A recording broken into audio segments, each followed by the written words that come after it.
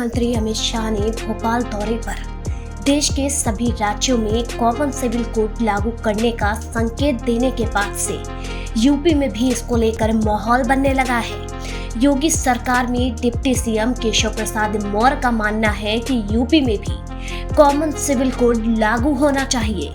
जानकारी के लिए आपको बता देते हैं कि उत्तराखंड के बाद यूपी में भी कॉमन सिविल कोड लागू करने की तैयारी हो रही है। डिप्टी सीएम केशव प्रसाद मौर्य ने कहा कि उत्तर प्रदेश सरकार कॉमन सिविल कोड को लेकर गंभीरता से विचार कर रही है।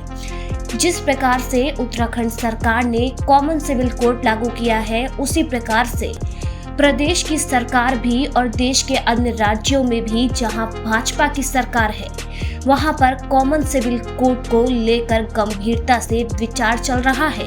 अब आपको बताते हैं कि आखिर क्या है यूनिफॉर्म सिविल कोड। क्या होता है uniform civil code? Uniform civil code का मतलब होता है कि समान नागरिक संहिता। भारत में रहने वाले सभी नागरिकों के लिए एक समान कानून लागू होते हैं, फिर चाहे वे किसी भी जाति, धर्म, समुदाय से संबंधित क्यों न हो।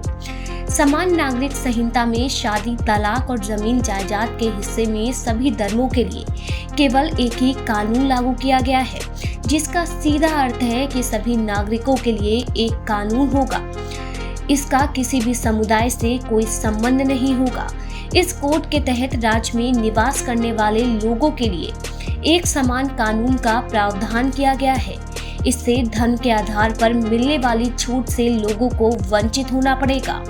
इस मामले को लेकर इसके विरोध में स्वर भी उठते रहे हैं। अब आपको बताते हैं कि आखिर क्या होते हैं इस यूनिफॉर्म सिविल कोड के फायदे। क्या है समान नागरिक संहिता के फायदे? दरअसल समान नागरिक संहिता लागू होने से सभी समुदाय के लोगों को एक समान अधिकार मिल जाएंगे। ऐसे में Muslim personal law, Parsi personal law, Christian personal law खत्म हो जाएंगे। तमाम लोगों को संविधान के तहत मिले अधिकार मिल जाएंगे। कुछ समुदाय के पर्सनल लॉ में महिलाओं के अधिकार सीमित हैं, उन्हें बराबरी का अधिकार मिल जाएगा। साथ ही संपत्ति के अधिकार के मामले में भी पिता की संपत्ति पर अधिकार और गोद लेने के संबंध में महिलाओं को समान अधिकार का लाभ मिलेगा।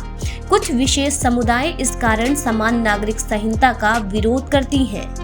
बहरहाल केशव प्रसाद मौर्य के बयान से ऐसा संकेत मिल गया है कि अब यूनिफॉर्म सिविल कोड को लागू करने पर सरकार तैयारी कर रही है। डिप्टी सीएम के इस बयान ने राजनीतिक दलों की भी टेंशन बढ़ा दी है। अब आगे आने वाले वक्त में क्या होता है, ये तो देखने वाली बात होगी। अगर आपको भी हमारी ये खबर पसंद आई हो तो चैनल को लाइक और सब्सक्राइब करना ना भूलें।